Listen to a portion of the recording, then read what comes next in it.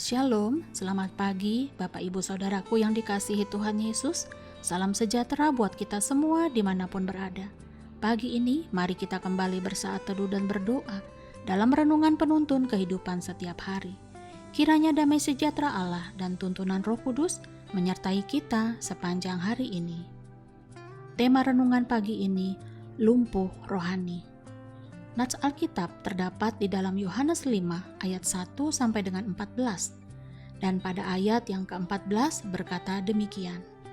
Kemudian Yesus bertemu dengan dia dalam bait Allah lalu berkata kepadanya, "Engkau telah sembuh, jangan berbuat dosa lagi, supaya padamu jangan terjadi yang lebih buruk." Saudaraku yang dikasihi Tuhan Yesus, kalau kita mempelajari nats Alkitab dalam renungan pagi ini, kita membaca bahwa ada seorang pria yang terbaring lumpuh selama 38 tahun. Dapatkah kita membayangkan bagaimana dia berada di kolam Bethesda selama itu? Pastinya setiap hari ia berharap dia bisa menjadi orang pertama yang masuk ke kolam ketika malaikat turun menggoncang air itu.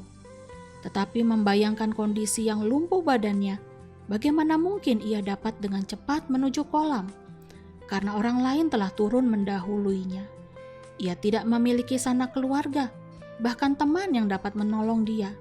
Karena dikatakan, tidak ada orang yang menurunkan dia ke dalam kolam ketika airnya mulai goncang. Saudaraku, ada yang menarik dalam mempelajari konteks ini. Alkitab menjelaskan di sana bahwa ada beberapa jenis orang yang berada di kolam. Yohanes 5 ayat 3 mencatat, di serambi-serambi itu berbaring sejumlah besar orang sakit, orang-orang buta, orang-orang timpang, dan orang-orang lumpuh yang menantikan goncangan air kolam itu. Saudara, Alkitab tidak hanya menunjukkan kepada kita bahwa mereka adalah orang-orang sakit, tetapi Alkitab juga berbicara dengan hikmat Roh Kudus bahwa saat ini banyak orang Kristen yang mengalami sakit secara rohani. Pertama kita melihat ada orang-orang buta secara rohani. Mata yang buta berarti ketidakmampuan dalam melihat. Tetapi buta secara rohani adalah ketidakmampuan kita untuk melihat perkara-perkara rohani. Seperti ketidakmampuan kita mengenal Tuhan dengan benar, ketidakmampuan kita untuk memahami firman-Nya, ketidakmampuan kita untuk taat, ketidakmampuan kita untuk melihat kasih Allah. Bahkan buta secara rohani dapat diartikan adalah orang-orang yang masih tinggal dalam kegelapan dan yang tidak memiliki kasih Allah dalam hidupnya. Betapa kita membutuhkan Yesus untuk membawa terangnya masuk ke dalam kehidupan kita. Saudaraku, apakah kita termasuk di dalamnya? Karena buta secara rohani membuat kita gagal melihat betapa pentingnya hidup di dalam Kristus Tuhan kita. Kita gagal hidup dalam kesucian dan gagal untuk hidup menjadi berkat. Tetapi ingatlah satu hal saudara, Yesus sanggup mencelikan orang yang buta, terlebih yang buta secara rohani. Kedua, ada orang-orang timpang. Ini dapat diartikan bahwa kita sebagai orang Kristen dapat berjalan timpang secara rohani. Orang yang timpang berjalannya tidak lurus, berjalannya tidak seimbang, menandakan bahwa kita sering jatuh bangun dalam dosa. Apa penyebabnya saudaraku? Penyebabnya adalah karena tidak kuatnya seseorang menghadapi masalah hidup, sehingga ia memakai sikap berkompromi terhadap dosa untuk mencari jalan keluar, berharap kepada manusia dan tidak mencari Tuhan. Saudara, biasanya Roh Kudus Tuhan selalu menggunakan hati nurani kita untuk memberi petunjuk dalam menegur atau mengingatkan.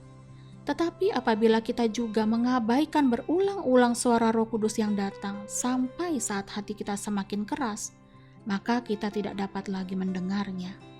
Ketahuilah saudara, ketika kita mengalami hati nurani yang mati, berarti kita menolak untuk mendengarkan Roh Allah. Maka itu kita harus waspada saudaraku. Jangan sampai kita menjadi orang Kristen yang timpang karena memiliki hati yang tidak lurus di hadapan Allah. Ketiga, ada orang-orang lumpuh. Saudara, orang yang lumpuh secara rohani dapat diartikan bahwa kehendak kita bisa dilumpuhkan oleh dosa. Entah itu dosa materialisme atau hal-hal duniawi, dosa nafsu, keserakahan, dan cinta akan uang dapat mengambil tempat Tuhan dalam hidup kita. Akibatnya, keinginan untuk hidup bagi Tuhan, keinginan untuk hidup dalam ketaatan, dan keinginan dalam melayani Tuhan benar-benar telah lumpuh. Artinya, kita tidak lagi memiliki kekuatan untuk melakukannya, karena kita tidak lagi memiliki hubungan dengan Kristus.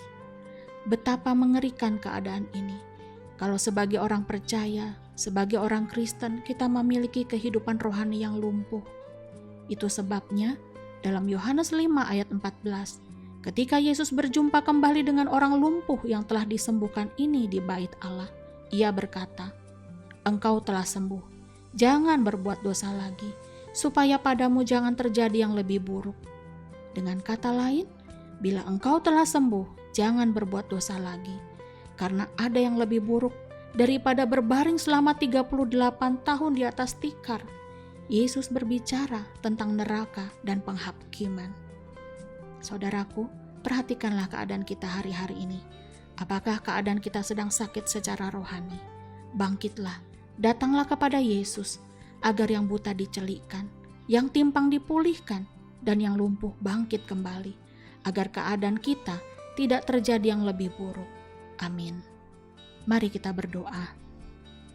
Tuhan Yesus, sungguh kami mengucap syukur di mana pagi ini firman-Mu mengingatkan kami betapa berbahayanya apabila kami ternyata hidup sebagai orang percaya, namun dalam keadaan buta rohani, timpang rohani, dan lumpuh rohani. Bapa, biarlah setiap kami yang mendengar meresponi firman-Mu dengan benar. Sembuhkan dan pulihkanlah kami, agar seperti kata Tuhan, tidak terjadi yang lebih buruk jika kami tidak sungguh-sungguh bertobat. Terima kasih Bapa, di dalam nama Tuhan Yesus kami berdoa. Amin.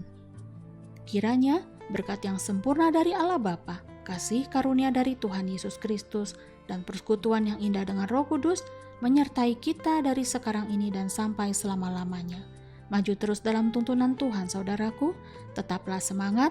Sampai jumpa esok hari di penuntun kehidupan setiap hari. Dan Tuhan Yesus memberkati.